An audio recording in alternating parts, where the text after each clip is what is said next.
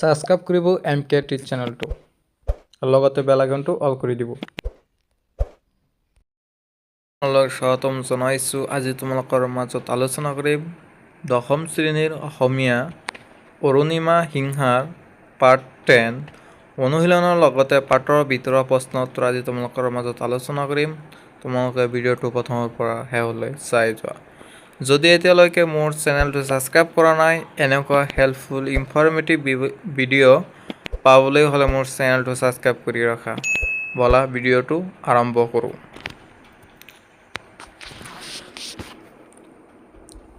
ভাব বিষয়ক 1 নম্বৰ চমু উত্তৰ লিখা।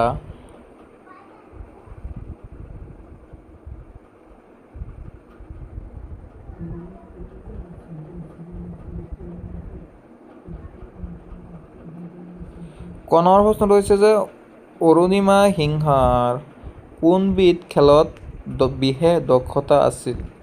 এইটো তোমালোকৰ কুৱেশ্যনটো ইম্পৰ্টেণ্ট হয় ফাইনেলৰ কাৰণে যে অৰুণিমা সিংহাৰ কোনবিধ খেলত বিশেষ দক্ষতা আছিল। ইয়াৰ উত্তৰটো হ'ল অৰুণিমা সিংহাৰ ভলীবল খেলত বিশেষ দক্ষতা আছিল।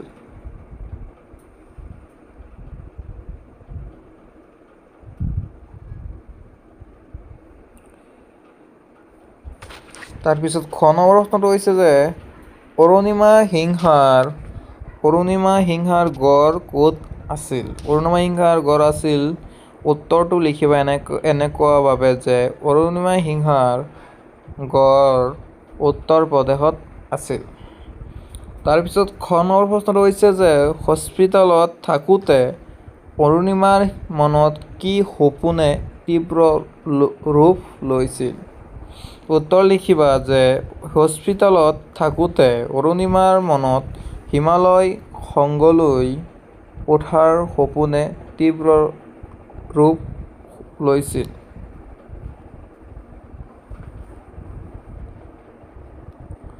তাৰপিছত গ নম্বৰ প্ৰশ্নটো হৈছে যে চিকিৎসালয়ৰ পৰা ওলাই গৈ অৰুণিমাই কাক আৰু কিয় লগ ধৰিছিল। উত্তৰ চিকিৎসালয়ৰ পৰা ওলাই গৈ অৰুণিমাই পৰ্বতাৰোহণৰ প্ৰশিক্ষণৰ বাবে বাচেন্দ্ৰী পালক লগ ধৰিছিল, কিয়নো অৰুণিমাৰ আছিল পৃথিৱীৰ শীৰ্ষতম স্থান অৰ্থাৎ এভাৰেষ্টত থিয় হোৱাৰ তীব্ৰ হেঁপাহ। তেওঁৰ বিশ্বাস আছিল এভাৰেষ্টত বিজয়ী বাচেন্দ্ৰ পালে তেওঁক সঠিক পথ দেখুৱাই পৰামৰ্শ দিব পাৰিব। 19 প্ৰশ্নটো হৈছে যে 19 প্ৰশ্ন তোমালোকৰ ফাইনেলৰ কাৰণে ইম্পৰ্টেণ্ট হয়।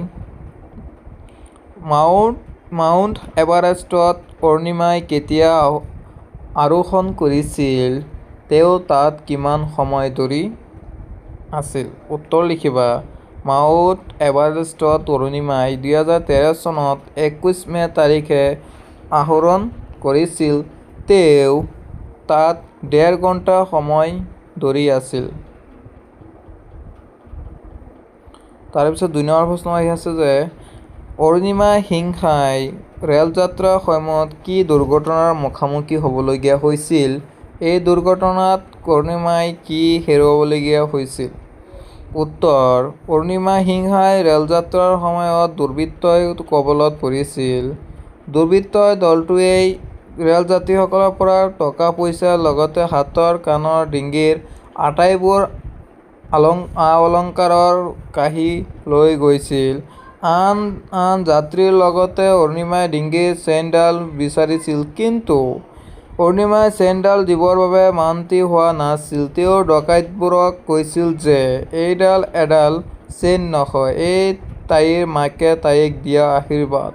ডকাইতবোৰে বাৰে বাৰে দিয়া ধমকিৰ ওচৰত অৰুণিমাই হেও মনা নাছিল। অৱশেষত অনাৰ্যৰ ওচৰত তেওঁ হেও নমনা অৰুণিমাই ডকাইতবোৰে ডাং কোলাকৈ তুলি নি চলন্ত ৰেলগাড়ীখনৰ পৰা বাহিৰৰ অন্ধকাৰলৈ দলিয়াই দিলে।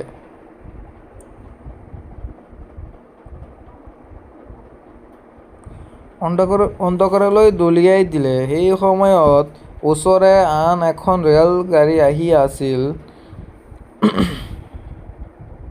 অৰুণিমাৰ শৰীৰটো চলন্ত ৰেল গাড়ীখনত বস্তা এটাৰ দৰে খুন্দা খাই তললৈ পৰি গ'ল। অৰুণিমাই প্ৰাণে প্ৰাণে চিঞৰিলে, কিন্তু ৰেল ইঞ্জিন আৰু চকাৰ শব্দত তাইৰ মাত তল পৰি গ'ল।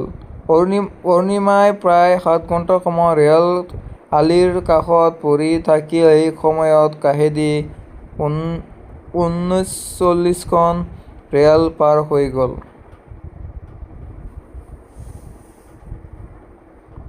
তাৰ পিছত এই দুৰ্ঘটনাত অৰুণিমাই এখন ভৰি চিৰদিনৰ বাবে হেৰুৱাব লগা হ'ল আৰু আন এখন ভৰিত লোহাৰ ৰড সুমাই তাৰ সহায়ত চলা-ফিৰা কৰিব পৰা হ'ল। হেৰুওৱা ভৰিখনৰ ঠাইত কৃত্ৰিম ভৰি সংযোজন কৰা হ'ল।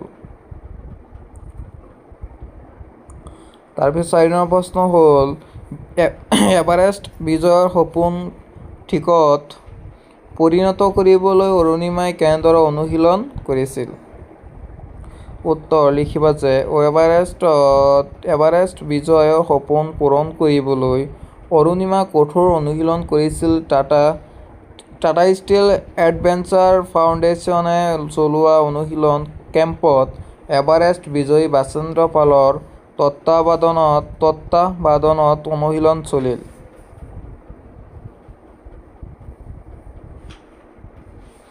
শাৰীৰিক মানসিক দুয়ো দিশতে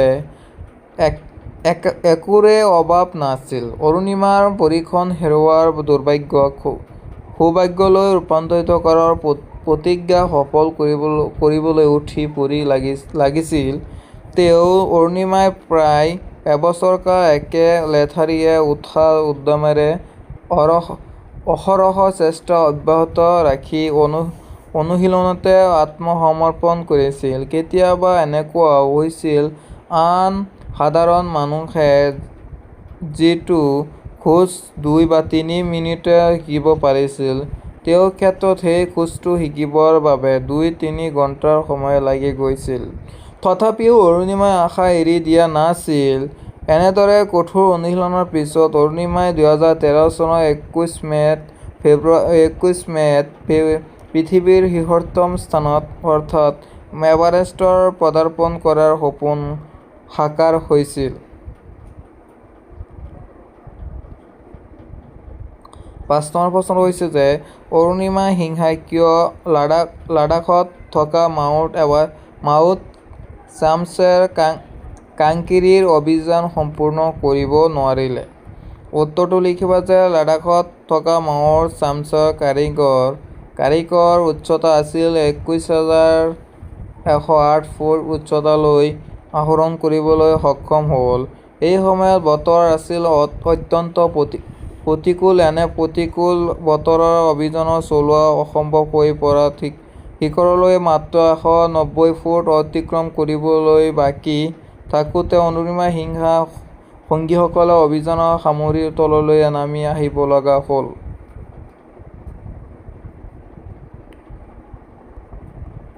তাৰ পিছত 8 নম্বৰ প্ৰশ্ন হ'ল, ক্ৰিকেট খেলুৱৈ যুৱৰাজ সিঙে অৰুণিমাক কেনেদৰে অনুপ্ৰাণিত কৰিছিল?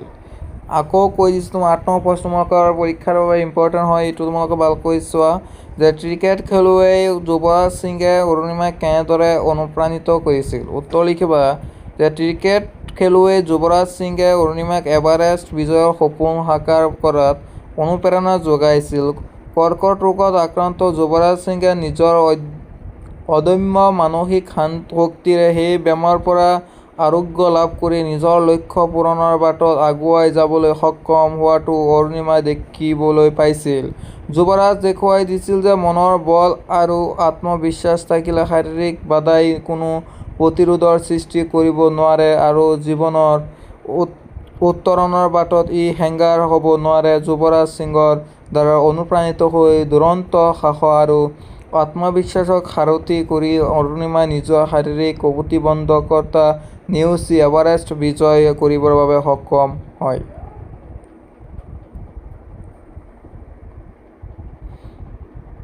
তাৰপিছত 9 নম্বৰ প্ৰশ্ন হৈছে 9 নম্বৰ প্ৰশ্নটো হৈছে যে চমুটকা লিখা। ব্ৰাচেন্দ্ৰ পাল টেনজিং নৰকে ষ্টিফেন হকি।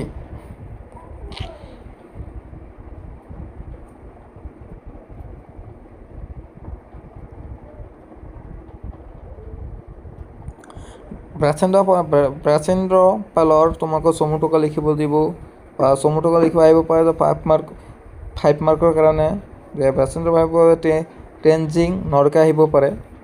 যিকোনো 3টাৰ পৰা 2টা শিকি যাবা, এটা আহিব।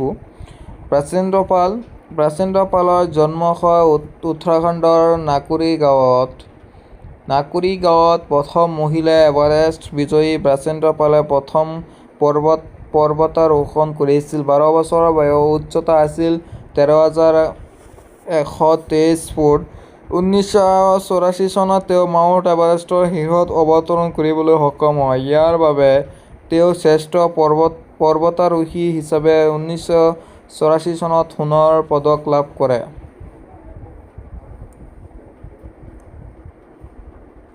তাৰপিছত টেনজিং নৰগে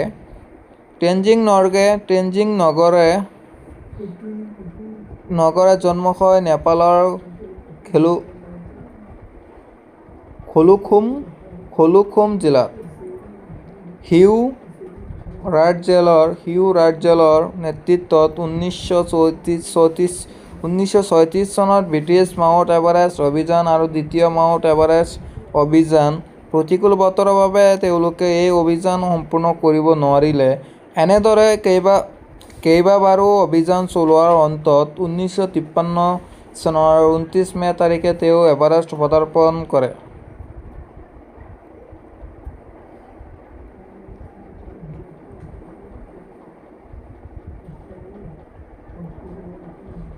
তাৰপিছতো আছে ষ্টিফেন হকিঙৰ বিষয়ে তোমালোকক চমুটকে লিখিব দিছে। ষ্টিফেন হকিঙৰ জন্ম হয় 1942 চনত। তেওঁৰ পিতৃৰ নাম আছিল ডক্টৰ ফ্ৰাংকো হকিং আৰু মাতৃৰ নাম আছিল ইছাবেল হকিং। তেওঁৰ সম্পূৰ্ণ নাম আছিল ষ্টিফেন উইলিয়াম হকিং। তেওঁ লণ্ডন স্কুলীয়া জীৱন আৰম্ভ কৰে। হকিঙে প্ৰথমে স্নাতক ডিগ্ৰী লাভ কৰে অক্সফৰ্ড বিশ্ববিদ্যালয়ৰ পৰা আৰু কেম্ব্ৰিজ বিশ্ববিদ্যালয় ট্ৰিনিটি কলেজৰ পৰা স্নাতকোত্তৰ ডিগ্ৰী লাভ কৰে। এইগৰাকী মহান বিজ্ঞানী 2018 চনৰ 14 মাৰ্চ তাৰিখে তেওঁ বঁটা অৰ্জন কৰে।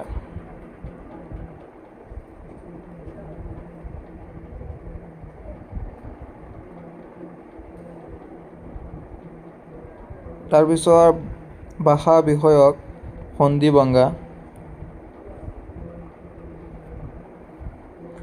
সংশয়, সম প্লাছ হয়, সংশয়।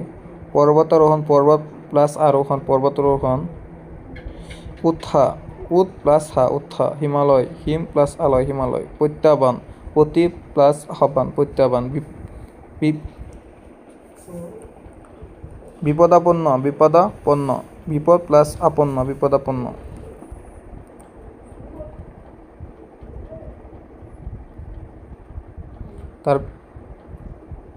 তাৰপিছত 11 নম্বৰ প্ৰশ্ন হৈছে তলৰ শব্দকেইটাৰ উপসৰ্গ ভাঙি দেখুওৱা।